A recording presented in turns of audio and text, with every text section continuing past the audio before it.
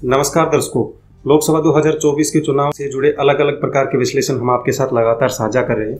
आज का विश्लेषण बड़ा ही उत्साहजनक होने वाला है क्योंकि आज हम चर्चा करने वाले हैं दो राज्यों की जोड़ी में। वैसे तो अगर भारत की राजनीति की बात की जाए तो भारत की राजनीति में जोड़ियां बहुत ज़्यादा चर्चित हैं, चाहे वो मोदी शाह की जोड़ी हो या फिर राहुल प्रियंका की जोड़ी हो। आज के इस विश्लेषण में हम अलग अंदाज में अपनी चर्चा को शुरू करते हैं और सबसे पहले जानने की कोशिश करते हैं कि किन किन राज्यों के अंदर बीजेपी को अच्छा परफॉर्मेंस दिखा रहा है। तो हमेशा की तरह हमारे साथ यहाँ पे चर्चा करने के लिए उपस्थित है सर पुरुषोत्तम शर्मा जी। तो सर जैसे अपने इंट्रो में अपने बताया दर्शकों को कि किस प्रकार से हम यहाँ पे जो है राज्यों की जोड़ी के अंदर बात करने वाले हैं। तो सर सबसे पहले मैं अगर दो जोड़ियों की बात की जाए, दो स्टेटों की बात की जाए, तो मैं सबसे पहले स्टेट की बात करना चाहूंगा, राजस्थान और हरियाणा की। इसमें किस प्रकार की जो है राजनीति अभी फिलहाल बीजेपी के पक्ष में या फिर यूं कहे कि इंडिया गठबंधन के पक्ष में कैसी देखने को मिल रही है? देखिए, जैसे आपने अपने इंट्रो में भी बताया कि आज का वीडियो थोड़े अलग स्टाइल का होने वाला है। उसमें हम बात करने वाले हैं कि भाई जोड़ी में, जैसे राजनीति में भी जोड़ियां बड़ी फेमस हैं। जैसे राजनीति में मोदी और शाह की जोड़ी हो, राहुल या प्रियंका की जोड़ी हो, मतलब ये जोड़ियां काफी फेमस है। ऐसे ही हम जोड़ी में राज्यों की तुलना करेंगे, ऐसी हम जोड़ियां बताएंगे जहां पर बीजेपी को फायदा हो रहा है और ऐसी जोड़ियां बताएंगे जहां पर बीजेपी को नुकसान हो रहा है और इंडिया गठबंधन आगे बढ़ता हुआ दिखाई दे रहा है। जी, तो चलिए इस चर्चा की शुरुआत करते हैं। जैसा आपने सवाल किया था, पहली जोड़ी की बात की जाए तो राजस्थान और हरियाणा का, जी, जहां पर कहा जाता है दूध दही का खाना, नाम है उसका हरियाणा। जी, तो राजस्थान और हरियाणा की बात की जाए, एक ऐसा स्टेट है जहां पर चुनाव हो लिया है और एक ऐसा स्टेट है जहां पर चुनाव 25 मई को होना है। राजस्थान में अगर बात की जाए तो 25 लोकसभा सीटें हैं और हरियाणा में लोकसभा सीटों की बात की जाए तो 10 लोकसभा सीटें हैं। जी, और इस बार राजस्थान में 7 से 10 सीटों का बीजेपी को नुकसान होता हुआ दिख रहा है, यानी कि 7 से 10 सीटों पर इंडिया गठबंधन यहाँ पर काबिज होता हुआ दिख रहा है। वहीं हरियाणा की बात की जाए तो हरियाणा में 10 सीटें हैं और लगभग 6 से 8 सीटों का नुकसान हरियाणा में भी होता हुआ दिख रहा है, यानी कि बीजेपी को यहाँ पर सिर्फ 2 सीटें ही आती हुई दिखाई दे रही हैं। अगर इसके टोटल की बात की जाए तो इस जोड़ी में टोटल 35 सीटें थी और 35 सीटों में से बीजेपी को लगभग 18 सीटों का नुकसान होता हुआ दिख रहा है, यानी कि ये जोड़ी में भी इंडिया गठबंधन और बीजेपी लगभग बराबर खड़ी हुई दिखाई दे रही है। जी, तो जैसा सर आपने दर्शकों के साथ साझा किया इन दो स्टेटों की बात जो जोड़ी के अंदर थे, इनमें जो कहीं ना कहीं इनका पक्ष जो है वो दोनों बराबर दिखाई दे रहे हैं, या यूं कहे कि एनडीए या इंडिया गठबंधन दोनों जो है बराबर पलड़े के ऊपर खड़े हुए दिखाई दे रहे हैं। इसके बाद सर मैं नेक्स्ट स्टेट की बात करना चाहूँ यहाँ पे, और मैं बात करना चाहूँ जिस प्रकार से वहाँ की राजनीति गर्म देखी जा रही है, तो मैं यहाँ पे चर्चा करना चाहूँगा सर पंजाब और दिल्ली की। तो इसमें जो है किस प्रकार का माहौल बीजेपी के पक्ष में कितना और यूं कहे कि इंडिया गठबंधन के पक्ष में कितना दिखाई दे रहा है? देखो, पंजाब और दिल्ली को जोड़े में हमने इसलिए साथ रखा है क्योंकि देखो दोनों जगह आम आदमी पार्टी की सरकार है जी, और बॉर्डर भी आपस में दोनों स्टेट शेयर करते हैं। इस हमारे विश्लेषण में 2 केंद्र शासित प्रदेश और 1 राज्य शामिल है। जैसे अगर आप दिल्ली की बात की करें तो दिल्ली में 7 लोकसभा सीटें हैं और बीजेपी का परफॉर्मेंस 2014 की बात हो, 2019 की बात हो, यहाँ पर 100% रहा है, यानी कि 7 की 7 सीटें बीजेपी जीतती आई है। लेकिन इस बार 2 सीटों का नुकसान होता हुआ साफ साफ दिल्ली में भी दिख रहा है। वहीं दूसरी स्टेट की अगर बात की जाए जो है पंजाब में 13 लोकसभा सीटें हैं और यहाँ पर बीजेपी पिछले बार 2 सीटें जीतने में कामयाब रही थी। इस बार 13 की 13 सीटें इंडिया गठबंधन के खाते में जाती हुई दिखाई दे रही हैं। वहीं बात करें एक चंडीगढ़ की, जहाँ पर बीजेपी काबिज थी पिछली बार, ये सीट भी इस बार बीजेपी हारती हुई दिखाई दे रही है।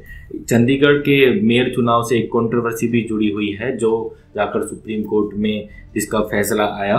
और दिल्ली, पंजाब और चंडीगढ़ ऐसे क्षेत्र हैं जहां पर केजरीवाल जी का प्रभाव देखने को चुनाव में मिलेगा। जब केजरीवाल जी चुनाव के लिए बाहर आ चुके हैं और लगातार रैलियां करने वाले हैं पंजाब और दिल्ली से के लिए, तो साफ साफ है कि यहाँ पर असर देखने को मिलेगा। अगर टोटल में अगर इनका काउंट करूँ तो देखो 7 लोकसभा सीटें दिल्ली की, 13 सीटें हैं पंजाब की और 1 सीट है चंडीगढ़ का, तो 21 सीटें हो गई हैं टोटल। यहाँ पर करीब बीजेपी को 16 सीटों का लॉस होता हुआ दिख रहा है, जो कि बीजेपी के लिए एक बहुत बड़ा लॉस हो सकता है। यानी कि यहाँ पर इंडिया गठबंधन काफी आगे बीजेपी से दिख रहा है। जी, तो दर्शकों जैसा पुरुषोत्तम जी ने अभी बताया कि दिल्ली के अंदर कहीं ना कहीं 2 से 3 सीटों का नुकसान जो है बीजेपी को उठाना पड़ सकता है। अगर पंजाब की बात की जाए तो इनमें जो है कभी भी बीजेपी जो है वो अपना परचम लहरा ही नहीं पाई और इस बार भी जो है ऐसा ही हमें दिखाई दे रहा है। सर ने एक बात और की इसमें, केंद्र शासित प्रदेश की जो चंडीगढ़ की सीट आती है और कहीं ना कहीं मेयर इलेक्शन का जो इफेक्ट है वो इस सीट के ऊपर देखने को मिला। तो अभी जो हाल है वो सीटों का सर ने आपके साथ साझा किया। इसके बाद सर अगर बात की जाए नेक्स्ट स्टेट की तरफ अपन चलना चाहे और लगातार अपनी जो चर्चा है इसको आगे बढ़ाने के साथ जो है हम जानना चाहेंगे फिलहाल उत्तर प्रदेश और बिहार में जिस प्रकार की राजनीति चल रही है उसका जो है हाल आपसे जानना चाहेंगे और कितनी सीटों का नुकसान यूँ कहीं कि बीजेपी को देखना पड़ सकता है या यूँ कहीं कि इंडिया गठबंधन को जो है यहाँ इन स्टेटों से कितनी सीटें मिल सकती है। देखो, उत्तर प्रदेश बिहार की जोड़ी भी काफ़ी फेमस है जी। और उत्तर प्रदेश की बात की जाए तो यहाँ पर 80 लोकसभा सीटें हैं और बिहार की बात की जाए तो यहाँ पर 40 लोकसभा सीटें हैं जी। लगभग 120 सीटें हो गई है जो कि प्रधानमंत्री बनने में अहम भूमिका निभाती हैं। देखो, बीजेपी की अगर 2019 की बात की जाए उत्तर प्रदेश में तो बीजेपी ने यहाँ पर 62 सीटें जीती थी। वहीं अगर बिहार की 40 सीटों में से बात की जाए तो 39 सीटें एनडीए गठबंधन ने जीती थी। इस बार के समीकरण कुछ अलग ही कह रहे हैं। उत्तर प्रदेश पे अगर ग्राउंड जीरो पे जब पब्लिक से बात की जा रही है तो वो ये कह रहे हैं कि इस बार 50 सीटें जीतना भी बीजेपी के लिए बहुत मुश्किल साबित होगा जी। वहीं राजनीतिक विश्लेषक ये कह रहे हैं कि बीजेपी 60 का आंकड़ा छू सकती है। वहीं अगर इनका इसके बीच का भी आंकड़ा पकड़ूं तो मुझे ऐसा लगता है कि 50 से 55 सीटें बीजेपी को उत्तर प्रदेश में मिलने जा रही है, यानी कि करीब करीब 5 से 6 सीटों का नुकसान उत्तर प्रदेश में बीजेपी को हो सकता है जी। वहीं अगर मैं बिहार की बात करूं तो बिहार में जैसे आपको मैंने बता दिया कि 40 सीटें हैं, बीजेपी 39 सीटें पिछली बार जीतने में कामयाब रही थी। इस बार बीजेपी को करीब करीब 10 सीटों का तो अगर आराम से नुकसान होता हुआ दिख रहा है। लोग तो ये तक भी कह रहे हैं कि बीजेपी का यह नुकसान 15 से 20 सीटों तक भी हो सकता है, लेकिन 10 सीटों का नुकसान तो कहीं भी नहीं जा रहा है। इतना तो शायद बीजेपी के नेता भी मानकर चल रहे हैं। जैसे अगर आपको मैं बताऊं तो 120 सीटें हैं और 120 सीटों में से 30 सीटें उत्तर प्रदेश में से, 10 सीटें बिहार में से, तो ऐसे 40 सीटें इंडिया गठबंधन के खाते में जाती हुई दिखाई दे रही हैं और 80 सीटें बीजेपी एनडीए गठबंधन उत्तर प्रदेश बिहार में से जीतता हुआ दिख रहा है। यहाँ पर साफ साफ है कि एनडीए गठबंधन कहीं ना कहीं एनडीए या बीजेपी गठबंधन आगे दिखता हुआ दिखाई दे रहा है, लेकिन अगर पिछले बार से तुलना करें तो गिरावट जरूर देखी जा रही है। तो दर्शकों, जैसा सर ने उत्तर प्रदेश और बिहार का बताया कि अगर बात की जाए 2019 लोकसभा चुनाव की तो उसके बाद इस साल जो है 15 से 20 सीटों का नुकसान इन स्टेटों में देखना पड़ सकता है। तो इसके बाद सर हम यहाँ पे चर्चा करना चाहेंगे बंगाल और झारखंड की, जिसमें जो है बीजेपी और कांग्रेस या फिर यूँ कहे कि इंडिया गठबंधन जो है अपना किस पायदान के ऊपर खड़ा हुआ दिखाई दे रहा है। देखो, बंगाल झारखंड की अगर बात की जाए तो बंगाल में 42 लोकसभा सीटें हैं। वहीं झारखंड की बात की जाए तो यहाँ पर 14 लोकसभा सीटें हैं जी। बंगाल में अगर मैं सबसे पहले बात कर लूँ तो बंगाल में बीजेपी पिछले बार 18 सीटें जीतने में कामयाब रही थी जी, यानी कि 2019 की मैं बात कर रहा हूँ। इस बार जितने भी राजनीतिक विश्लेषकों से बात हो रही है तो वो ये कह रहे हैं कि बीजेपी पिछले बार वाला परफॉर्मेंस सुधार सकती है और यहाँ पर वो 20 से 22 सीटें जीत सकती है, यानी करीब करीब 2 से 3 सीटों का फायदा हो सकता है। और जो टीएमसी है उसकी सीटों में कमी हो सकती है। जो सीटें बीजेपी की बढ़ेंगी वो उतनी सीटें टीएमसी की कम होने जा रही है। कांग्रेस की जितनी सीटें पिछले बार थी उतनी ही सीटें इस बार भी आ रही हैं। वहाँ पर पिछली बार उन्होंने 2 सीटें जीती थी, हो सकता है इस बार वो 2 सीटें जीतने में कामयाब रहे। उनके ग्राफ में कोई कमी और बढ़ोतरी नहीं होती दिख रही। वहीं अगर जो जितना भी सीट बीजेपी को अधिक आएगा वो टीएमसी का टूटेगा, अगर टीएमसी को ज़्यादा सीटें आएंगी तो बीजेपी का टूटेगा वोट बैंक। वहीं पब्लिक ओपिनियन की अगर बात करें तो लोग ये भी तक भी कह रहे हैं कि बीजेपी इस बार 15 तक भी आ सकती है, लेकिन अगर मोटा मोटा देखा जाए तो ऐसा होना मुझे संभव नहीं लगता है। बीजेपी इस बार कुछ बढ़त ही दिखाएगी, वहाँ पर कमी होना तो मुश्किल है। ये तो पिछले वाला परफॉर्मेंस तो बीजेपी का कहीं नहीं जा रहा है। अगर देखो झारखंड की मैं बात करूं तो झारखंड में 14 लोकसभा सीटें हैं। पिछली बार बीजेपी 12 सीट जीतने में कामयाब रही थी और इस बार यहाँ पर इन 2 से 3 सीटों का लॉस हो सकता है, यानी कि बीजेपी करीब करीब 10 सीटों तक आ सकती है यहाँ पर, लेकिन बड़ा लॉस होता हुआ दिखाई नहीं दे रहा है। यहाँ के मुख्यमंत्री भी जेल में हैं, लेकिन उसका इम्पैक्ट अगर समीकरण में देखें तो देखने को नहीं मिल रहा। अगर देखो मैं इनकी टोटल की बात करूं तो यहाँ पर 56 सीटें हो गई हैं। 56 सीटों में से बात करूं तो बीजेपी के खाते में 28 लोकसभा सीटें जाती हुई दिख रही है। वहीं बाकी की सीट अदर के खाते में जा रही हैं। उसमें से जैसे अगर टीएमसी की बात करें तो वो इंडिया गठबंधन के साथ अभी नहीं है, तो उनके खाते में जा रही हैं लगभग 20 से 22 सीटें, और बाकी का 1 से 2 सीटें या 3 सीटें कांग्रेस के खाते में, और कुछ अन्य वहाँ के जो लोकल दल हैं झारखंड के उनके खाते में जाती हुई दिख रही है। यानी कि बीजेपी को यहाँ पर 28 सीटें आ रही हैं। यहाँ पर नो लॉस नो प्रॉफिट वाली जैसा समीकरण इन दोनों राज्यों में दिख रहा है। जी, तो जैसा सर पुरुषोत्तम जी ने अभी आपको साझा किया ये चीज़ कि झारखंड की बात कर ली जाए तो वहाँ पे जो है हेमंत सोरेन जी जो अभी हाल के अंदर जेल में है, उनका जो है इम्पैक्ट इन सीटों के ऊपर बीजेपी को कहीं भी दिखाई नहीं दे रहा। यानी कि बीजेपी जिस कंडीशन पे 2019 लोकसभा चुनाव से पहले खड़ी थी वैसी ही अभी दिखाई दे रही है। तो सर इसके बाद मैं यहाँ पे अपने दर्शकों के साथ इस चर्चा को आगे बढ़ाते हुए बात करना चाहूँगा महाराष्ट्र और कर्नाटका की। इसमें जो है किस प्रकार की राजनीति जो है वो देखी जा सकती है, या बीजेपी या फिर यूँ कहे कि इंडिया गठबंधन यहाँ पे कितना जो है काबिज होता हुआ अपने को दिखाई दे रहा है। देखो, अगर महाराष्ट्र और कर्नाटक की जोड़ी की बात की जाए तो महाराष्ट्र में 48 लोकसभा सीटें हैं और कर्नाटक में 28 लोकसभा सीटें हैं। अगर इनका टोटल की बात की जाए तो 76 सीटों की हम बात करने जा रहे हैं। पिछली बार की बात की जाए तो एनडीए गठबंधन महाराष्ट्र में 41 सीटों को जीतने में कामयाब रहा था। वहीं कर्नाटक की बात की जाए तो वहां पर 28 लोकसभा सीटें हैं और बीजेपी पिछले बार यहां पर 25 लोकसभा सीटें जीतने में कामयाब रही थी जी। लेकिन इस बार के समीकरण यहाँ पर भी बदल चुके हैं। महाराष्ट्र की बात की जाए तो महाराष्ट्र में बीजेपी को इस बार 20 से 22 सीटें आती हुई दिख रही है। इंडिया गठबंधन और एनडीए गठबंधन का बराबर परफॉर्मेंस रहता हुआ दिखाई दे रहा है। वहीं कर्नाटक की बात की जाए तो कर्नाटक में अंदर खाने ये बात चल रही है कि बीजेपी अगर बहुत अच्छा भी करती है इस बार तो भी 15 से 16 सीटों तक सिमटने जा रही है। यानी कि 10 सीटें तो 10 से 11 सीटें तो कम होती हुई यहाँ पर दिख रही है। अगर 76 सीटों में से बात की जाए तो 10 से 11 सीटों का लॉस महाराष्ट्र में हो रहा है और 10 से 11 सीटों का लॉस यहाँ पर आपके कर्नाटक में हो रहा है। यानी करीब करीब बीजेपी को 20 से 22 सीटों का नुकसान होता हुआ दिख रहा है 76 सीटों में से। अगर बीजेपी की सीटें की बात की जाए तो बीजेपी को 34 से 35 सीटें जीतती हुई दिख रही है और बाकी की सीटें अगर आप 75 सीटों में से बात की जाए तो इंडिया गठबंधन के खाते में जा रही है। इंडिया गठबंधन यहाँ पर थोड़ा आगे जरूर दिखाई दे रहा है लेकिन यहाँ पर भी मुकाबला लगभग बराबरी का सा है। तो दर्शकों, जैसा सर ने आपके साथ साझा किया अभी महाराष्ट्र और कर्नाटका का हाल, इसमें जो है कहीं ना कहीं बीजेपी, अगर बात की जाए सर्वे की जो लगातार निकल के आ रही है, तो इनमें कहीं ना कहीं बीजेपी यूँ कह सकते हैं या तो वो बराबर कंडीशन के ऊपर जो है पिछले वाली तुलना के अंदर की जाए 2019 के चुनाव से, तो या तो वही परफॉर्मेंस उसकी दिखाई दे सकती है, या फिर यूँ कहें अगर कर्नाटका की बात करें या महाराष्ट्र की जिस प्रकार की राजनीति है इसमें उथल पुथल मची हुई है, उसमें जो है इनको 20 से 22 सीटों का नुकसान उठाना पड़ सकता है। इसके बाद यहाँ पे सर मैं एक नेक्स्ट स्टेट की आपके साथ चर्चा करना चाहूँगा और यहाँ पे सर मैं जानना चाहूँगा कि केरल और तमिलनाडु में किस प्रकार का जो है हाल वो बीजेपी और इंडिया गठबंधन का इम्पैक्ट जो है वो इन चुनाव में देखने को मिल सकता है। देखो, केरल और तमिलनाडु की जोड़ी की बात की जाए तो ऐसा संभव हो सकता है कि बीजेपी का इन दोनों राज्यों में खाता ही ना खुले। जी। केरल में 20 लोकसभा सीटें आती हैं और तमिलनाडु में 39 लोकसभा सीटें आती हैं। तो केरल में तो बीजेपी का खाता नहीं खुल रहा है, ये तो कंफर्म हो चुका है लगभग हर सर्वे में जितनी रिपोर्ट्स आ रही हैं। 20 की 20 सीटें इंडिया गठबंधन या अदर्स के खाते में जाती हुई दिख रही हैं।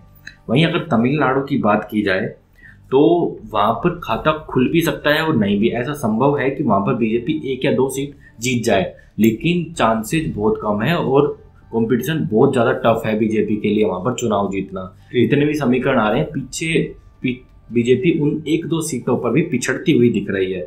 तो सीधा सीधा बात है कि ये 2 स्टेट भी यहाँ पर अगर आप सीटों की बात की जाए तो यहाँ पर 59 सीटें हो गई हैं और 59 सीटों में से बीजेपी के खाते में एक भी सीट नहीं आती हुई दिख रही है। यानी कि यहाँ पर भी चुनाव सीधा सीधा इंडिया गठबंधन और अदर के खाते में जाता हुआ दिख रहा है। अगर यहाँ तक की मैं बात करूँ तो करीब करीब बीजेपी को 80 से 90 सीटों का नुकसान पिछले बार से होता हुआ दिख रहा है। तो सर, जैसा अभी अपने दर्शकों के साथ हमने हाल जाना, जहाँ पे बीजेपी की तुलना की जाए 2019 के चुनाव से 2024 के चुनाव से, तो कहीं ना कहीं बीजेपी को इन सीटों पे जो है नुकसान उठाना पड़ सकता था। अभी सर हम चर्चा करना चाहेंगे यहाँ पे अगर बात की जाए जिन जिन स्टेटों से बीजेपी को फायदा होता हुआ दिखाई दे रहा है, या फिर यूँ कहे कि बीजेपी इन स्टेटों के अंदर 100% अपनी परफॉर्मेंस दिखा सकती है। तो सबसे पहले सर अगर चर्चा करें, आप अपनी तरफ से जो है स्टेट रिकमेंड करो और जो है आप बताओ कि किस प्रकार कौन से स्टेट हैं जिनके अंदर बीजेपी जो है 100% अपनी परफॉर्मेंस दिखा सकती है। देखो, पहला स्टेट है जहाँ से प्रधानमंत्री जी खुद आते हैं, गुजरात और मध्य प्रदेश जी। गुजरात में 26 लोकसभा सीटें हैं और मध्य प्रदेश में 29 लोकसभा सीटें हैं। अगर टोटल नंबर की बात की जाए तो 55 सीटें यहाँ पर हो गई हैं जी। और बीजेपी जैसे गुजरात में बात की जाए तो बीजेपी यहाँ पर 26 की 26 वापस सीट जीत सकती है। अगर नुकसान हुआ, जो चांसेस बहुत कम हैं, तो 1 या 2 या 3 सीटों का नुकसान हो सकता है, वो भी चांसेस कम है। वहीं मध्य प्रदेश की बात की जाए तो मध्य प्रदेश एक ऐसा स्टेट है जहाँ पर बीजेपी इस बार क्लीन स्वीप कर सकती है और यहाँ पर बीजेपी को 1 सीट अगर नुकसान हुआ तो वो भी चांसेस कम हैं और नहीं तो कोई नुकसान नहीं होगा। अगर सीधी सीधी बात की जाए तो 55 सीटों में से बीजेपी को 53 सीटें तो कहीं यहाँ पर भी नहीं जा रही हैं। 53 से 52 सीटें यहाँ पर आ रही हैं और यहाँ पर बीजेपी या एनडीए गठबंधन सीधा सीधा लीड करता हुआ दिख रहा है। इंडिया गठबंधन की इन राज्यों में जमानत जब्त होती हुई साफ साफ दिख रही है। दर्शकों, जैसा सर ने आपके साथ साझा किया गुजरात और मध्य प्रदेश का हाल, कि कहीं ना कहीं बीजेपी यहाँ पे 2019 की तुलना की जाए 2024 के चुनाव में तो वो सेम कंडीशन, या यूं कहें कि इन स्टेटों की तो 100% सीट जो है वो बीजेपी की तरफ आती हुई दिखाई दे रही है। यहाँ पे इंडिया गठबंधन जो है वो अपना वर्चस्व यहाँ पे कायम नहीं कर सकती है। इसके बाद सर अगर नेक्स्ट स्टेट की बात कर ली जाए, अगर यहाँ पे हम चर्चा करना चाहें उत्तराखंड, छत्तीसगढ़ और हिमाचल की, तो इनमें जो है किस प्रकार की यूं कहें कि बीजेपी की कंडीशन जो है वो यहाँ पे बनती हुई दिखाई दे रही है। देखिए, जैसे आपने अभी दर्शक सोचेंगे कि हमने तो जोड़ी की बात करी थी, तो यहाँ पे 3 राज्य क्यों आ गए जी। तो देखिए, ये 2 छोटे छोटे राज्य थे, इनके इसलिए उत्तराखंड और हिमाचल साथ में एक साथ ही जुड़ते हुए हैं, पहाड़ी राज्य हैं दोनों, तो इसलिए हमने इनको साथ में जोड़ लिया और छत्तीसगढ़ इनसे बॉर्डर शेयर करता है। तो उत्तराखंड की अगर बात की जाए तो यहाँ पर 5 लोकसभा सीटें हैं, छत्तीसगढ़ की बात की जाए तो 11 लोकसभा सीटें हैं और हिमाचल की बात की जाए तो 4 लोकसभा सीटें हैं जी। तो यहाँ पर टोटल नंबर हो गया है 20 जी। तो 20 में से बीजेपी करीब करीब 19 या 18 सीटें जीतने की पूरी संभावना है, या 20 की 20 सीटें भी बीजेपी के खाते में आ सकती हैं। देखो, उत्तराखंड में 5 सीटें हैं, 5 की 5 बीजेपी जीतती हुई दिखाई दे रही है। छत्तीसगढ़ में 11 सीटें हैं, 9 सीटें तो कहीं पे भी बीजेपी की नहीं जा रही हैं। बीजेपी यहाँ पर क्लीन स्वीप भी कर सकती है। और वहीं अगर हिमाचल में भी बीजेपी 4 की 4 सीटें जीतती हुई दिख रही है। अगर लॉस हुआ तो 1 सीट का लॉस यहाँ पर हो सकता है, यानी कि करीब करीब 20 सीटों में से बीजेपी 17 या 18 सीटें इस जोड़ी में भी जीतती हुई दिख रही है। तो दर्शकों, जैसा सर ने आपके साथ साझा किया, जिन स्टेटों के अंदर बीजेपी 100% यूं कहे कि लोकसभा सीटें जो है इस चुनाव में उनकी देखने को मिल सकती है, जिनमें स्टेट थे गुजरात, मध्य प्रदेश, हिमाचल प्रदेश, उत्तराखंड और छत्तीसगढ़। इन स्टेटों में बीजेपी कहीं ना कहीं 100% जो है वो अपना वर्चस्व कायम किए हुए दिखाई दे रही है। तो सर जैसा अभी हमने बात की हिमाचल प्रदेश, छत्तीसगढ़ और उत्तराखंड की, इसके बाद सर अगर बात की जाए और कुछ स्टेटों की, आंध्र प्रदेश और तेलंगाना की, इसमें जो है बीजेपी किस प्रकार के परफॉर्मेंस दिखा सकती है, या यूं कहे कि इंडिया गठबंधन इन स्टेटों से कितना पिछड़ सकता है। देखो, आंध्र प्रदेश की बात की जाए तो यहाँ पर 25 सीटें हैं और तेलंगाना की बात की जाए तो 17 सीटें हैं जी। पिछली बार बीजेपी आंध्र प्रदेश में खाता भी नहीं खोल पाई थी और तेलंगाना की बात की जाए तो बीजेपी यहाँ पर 4 सीटें लेने में कामयाब रही थी जी। लेकिन इस बार ये कह रहे हैं कि बीजेपी आंध्र प्रदेश में चुनाव अच्छा लड़ रही है और 2 से 3 सीटें यहाँ पर निकाल सकती है जी। ऐसा भी हो सकता है कि पिछली बार जैसे खाता भी ना खुले, लेकिन अधिक संभावना ये है कि वहाँ पर खाता खुलने जा रहा है और 2 से 3 सीटें आंध्र प्रदेश से बीजेपी के खाते में आ रही हैं। वहीं तेलंगाना की बात की जाए तो तेलंगाना में पिछली बार 4 सीटें आई थी बीजेपी को और इस बार बीजेपी यहाँ पर 1 से 2 सीटें और बढ़ाती हुई दिख रही है, यानी कि 5 से 6 सीटें तेलंगाना में बीजेपी को आती हुई दिख रही है। यहाँ पर बीजेपी करीब करीब 8 से 10 सीटें निकालती हुई दिख रही है और बाकी सीटें इंडिया और अदर्स के खाते में जा रही है। अब कुछ लोग कहेंगे कि 8 से 10 सीटें तो बहुत कम है, तो ऐसा नहीं है कि बीजेपी का ये नंबर पहले खाता भी नहीं खुलता था, ऐसी सिचुएशन थी, या फिर 2 से 3 सीटों पर सिमटती थी। ये नंबर यहाँ पर बढ़ा है, करीब करीब 5 से 6 सीटें यहाँ पर बढ़ चुकी हैं, इसलिए हम इन सीटों को फायदे वाले में दिखा रहे हैं। तो दर्शकों, जैसा सर ने आपके साथ आंध्र प्रदेश और तेलंगाना का हाल साझा किया और चर्चा की 2019 के चुनाव से इस चुनाव की तुलना भी आपस में करके बताई कि इन स्टेटों में कहीं ना कहीं बीजेपी की 2019 के चुनाव से तुलना की जाए तो इस बार जो है बीजेपी की सीटों में बढ़त देखने को मिल रही है और एनडीए गठबंधन जो है वो यहाँ पे अपनी सीटें गंवाता हुआ दिखाई देगा। तो सर इसके बाद अगर चर्चा कर ली जाए उड़ीसा और नॉर्थ ईस्ट राज्यों की, तो उनमें जो है बीजेपी अपना किस प्रकार का परफॉर्मेंस जो है वो दिखा सकती है, क्योंकि बात की जाए सर, नॉर्थ ईस्ट के अंदर 7 स्टेट आते हैं और 7 स्टेटों के अंदर बीजेपी जो है किस प्रकार का परफॉर्मेंस जो है वो दिखा सकती है। साथ में अगर उड़ीसा की चर्चा करें तो यहाँ भी जो है इस प्रकार के परफॉर्मेंस वो दिखा सकती है। देखो, नॉर्थ ईस्ट की बात की जाए तो ये ज़्यादा संभावना है कि नॉर्थ ईस्ट में से बीजेपी के 2 राज्य असम और मेघालय को छोड़ दें तो बीजेपी को वहाँ पर नुकसान होता हुआ दिख रहा है और बड़ा नुकसान होता हुआ दिख रहा है, क्योंकि नॉर्थ ईस्ट में जो मणिपुर जैसा मुद्दा जो गर्म हुआ उसकी वजह से आसपास के राज्यों पर भी प्रभाव पड़ेगा। लेकिन आपने इसके साथ जो राज्य जोड़ दिया उड़ीसा, तो जो नुकसान वहां पर होगा बीजेपी यहां से पूर्ति करती हुई दिख रही है। उड़ीसा में 21 सीटें हैं और 21 सीटों में से पिछली बार बीजेपी 8 सीटें जीतने में कामयाब रही थी और इस बार बीजेपी 8 से 14 सीटें जीत सकती है। यानी कि जो नॉर्थ ईस्ट में नुकसान होगा बीजेपी यहाँ पर बढ़ाते हुए दिख रही है, क्योंकि बीजेपी का यहाँ पर भी चुनाव काफी मजबूत दिख रहा है। तो सर, जैसा आपने दर्शकों के साथ साझा किया और तमाम जो है आपने दक्षिणी राज्यों की भी चर्चा यहाँ पे की, तो कहीं ना कहीं दक्षिणी राज्यों में अगर चर्चा की जाए तो बीजेपी जो है कई स्टेटों में जो है पिछले बार से अगर बात की जाए 2019 के चुनाव से, तो इस बार जो है बेहतर परफॉर्मेंस भी जो है वो दिखा सकती है। तो सर, अगर इस वीडियो को जो है अगर कैलकुलेशन निकाला जाए और मैं यहाँ पे आपसे पूछना चाहूँ कि बीजेपी को अगर तमाम जो जिन स्टेटों में बीजेपी की 70% सीट आ सकती है उनमें अगर टोटल सीटों की बात कर ली जाए तो कितने स्टेटों में जो है कितनी सीटें बीजेपी को देखने को मिल सकती है?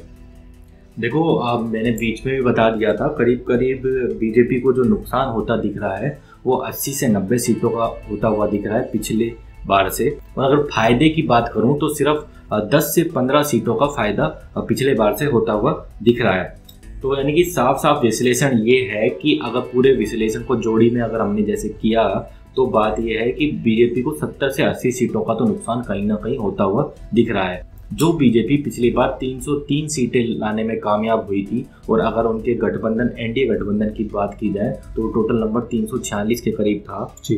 तो इस बार करीब करीब अगर 70 या 80 सीटों को उसमें से माइनस कर दिया जाए तो सीधा सीधा जो नंबर है वो 270 से 275 के बीच में आता हुआ दिख रहा है इस विश्लेषण के आधार पर जी। तो दर्शकों, जैसे सर ने आपके साथ साझा किया आज की जो तमाम प्रकार की रिपोर्ट्स थी, तो दर्शकों फिलहाल जैसे हमने इंट्रो के अंदर जो चर्चा की थी कि जो है जोड़ियों के अंदर आप स्टेट वाइज जो है वो आपको बीजेपी और एनडीए का हाल बताएंगे, उसी प्रकार जो है हमने साझा किया। फिलहाल जो ये वीडियो है अगर आपको अच्छी लगे तो इस वीडियो को लाइक करके जो है आपका लाइक हम तक पहुँचाने का काम करें। और वहीं मैं देखो दर्शकों से लास्ट में एक निवेदन जरूर करना चाहूँगा। देखो, आपको ये हमारे द्वारा जोड़ियों में जो हमने विश्लेषण किया वो आपको कैसा लगा हमें नीचे कमेंट बॉक्स में लिखकर जरूर बताएं। साथ ही ये बताएं कि हमारे इस विश्लेषण में कहाँ कमी है, कहाँ घटत हो सकती है, कहाँ पर बढ़त हो सकती है। आपके सुझाव हमारे लिए सर्वोपरि है, हम आपके हर सुझाव को पढ़ते हैं, तो आपका सुझाव देना बिल्कुल भी ना भूलें। कमेंट हर एक दर्शक जरूर करके जाए, कुछ भी कमेंट करे, अच्छा करे या बुरा करे जी। तो दर्शकों से मैं यहाँ एक और अपील करना चाहूँगा, अगर जिस स्टेट से सबसे ज़्यादा कमेंट आते हैं उस स्टेट की हम अगर बात की जाए सभी लोकसभा सीटों की तो उसका फुल एनालाइज, जिस स्टेट की सबसे ज़्यादा कमेंट हमारे पास प्राप्त होंगी उन स्टेटों की हम पूरा एनालाइज हर लोकसभा सीट के साथ, कौन हार रहा है, कौन जीत रहा है और कहाँ पे जो है कौन सी सीट पे कौन सी पार्टी पकड़ अच्छी बनाए हुए है, तो इसका पूरा विश्लेषण उसको देखने को मिलेगा। तो सबसे ज़्यादा जो है जिस स्टेट के कमेंट आते हैं उसी का। तो फिलहाल जो है हम यहाँ पे आपसे जाने की इजाज़त चाहते हैं और अगर मैंने वीडियो पहले भी बता दी कि अच्छी लगे तो आपका लाइक जो है वो हम तक पहुँचाए, चैनल को सब्सक्राइब कर ले ताकि आपका और हमारा जुड़ाव लगातार रह सके। उसी के साथ एक बेल आइकन का साइन दिया हुआ है यूट्यूब ने, उसको दबाकर प्रेस कर ले ताकि आने वाली हर वीडियो आपको सबसे पहले मिल सके। आज के खास प्रोग्राम चुनाव पे चर्चा को हम यहीं समाप्ति देते हैं। आपका होस्ट मैं था सचिन यादव और हमारे साथ है सर पुरुषोत्तम शर्मा जी। फिलहाल लेते हैं हम आपसे इजाज़त, मिलते हैं ऐसे ही चुनाव पे चर्चा की रोमांचक जानकारियों के साथ, तब तक के लिए धन्यवाद। ऐसी ही और खबरों से हमेशा अपडेट रहने के लिए चैनल को सब्सक्राइब कर लीजिए और वीडियो पसंद आया हो तो लाइक और शेयर करना ना भूलें।